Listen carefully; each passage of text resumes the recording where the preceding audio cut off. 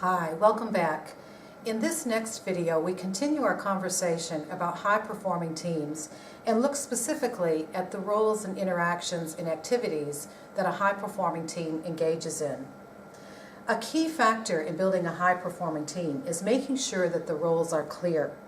These roles may be divided into activities related to getting the work done, or tasks, or they may pertain to maintaining the relationships with people. In this short video, we look at the role clarity that's needed for a high-performing team. We look at the key elements of role clarity and how decisions will be made. We also look at the activities related to 3 different roles of a high-performing team and the decision-making continuum. Finally, we draw together from our readings 9 common reasons we fail to make good decisions. Let's start with team process activities for building strengths in a team. As we said in our first video, a key part of relational leadership is having processes that allow the team to function as well as it can. In research done in cross-functional teams in an R&D organization of 51 cross-functional teams, they looked at the characteristics of a high-performing team. The key finding from this research is that there needs to be a partnership between the team leader, members of management, and each member of the team that works at the individual level.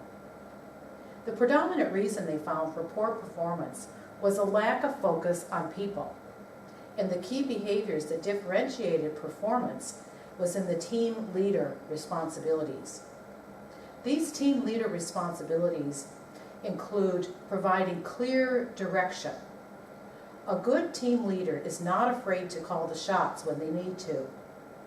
They avoid getting caught up in a cycle of consensus, and they know when they must decide. They're able to anticipate problems before they occur, and they build in mitigation strategies. Finally, they build cohesiveness during challenging times. They don't let the team fall apart. And they're available for coaching and feedback. They represent the team's needs to stakeholders in management. They don't have to have the most talented people, but they do need to understand how to get the most from the people they have. Management's role, in contrast, according to experts from the Harvard Business Review, is to play the role of the connector for the team, to connect them to resources and information. Management's role is to model collaborative behaviors, to communicate clear direction, to recognize and value team contributions, to attract talent, and show a strong hand in ensuring that the team doesn't get mired in debate. In the middle, we have team members whose task roles are an ongoing attention to goals and planning, documenting the team's work, and committing to improving effectiveness. On the people side, team members need to seek and understand and value each other, to meet challenges optimistically, and look for feedback from stakeholders. Overall, you can see that each of the 3 roles, team leader, team members, and management, has tasks that are related to both getting the job done and building relationships with others. One of the key tasks of the team leader and management is to be clear about how decisions will be made.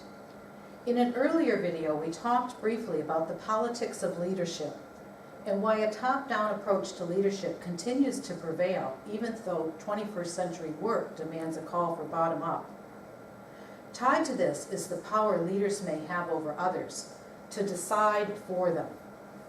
We explore this topic further in later discussions, but as a general framework, we can look at decision-making and the team members' involvement in it, or the leader's ownership of it, along a continuum, where at one end you have a leader who takes total control of the decisions, and at the other you have team members who have total control over decisions.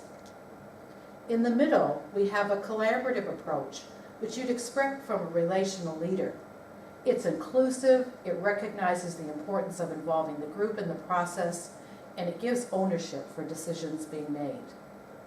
Depending on the type of decision, the level of risk involved, and the level of buy-in required, a good leader will use the most appropriate level of participation in decision-making. Next, we look at what are 9 common reasons that individuals and teams fail to make good decisions. In one of our readings by Kahneman, he encourages us to take an outside view first when making decisions. So often we forget the reality of situations and making estimations of time. If we take an inside view, we use our experience to judge or decide. But extrapolating from our experience can be a big mistake. Kahneman says that it's better to take an outside view and find objective baseline data to work with and then adjust based on our own experiences. This gives a better estimation of time. There are 9 other reasons for making poor decisions. One is laziness. Taking the inside view or just basing it on our own experience and not looking for objective information is easy. Second are unexpected events and not anticipating these. We assume that the worst won't happen. Third is indecisiveness. We need to keep studying the data, we say, and we tend to overanalyze without making decisions. Fourth is remaining locked in the past. We have a view that it's worked before, so why would this situation be different? Fifth, there may be a lack of strategic alignment. We're not connected to anything, so we're all over the show with no guidance.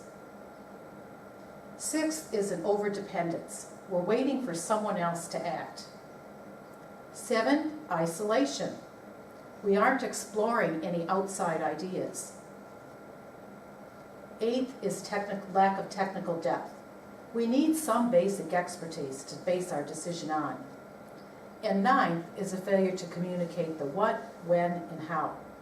Decisions are made, but no one knows about it, so it doesn't happen. And as we talked in our last video, to get true engagement, it's important also to communicate the why. This includes our video on team performance in decision making.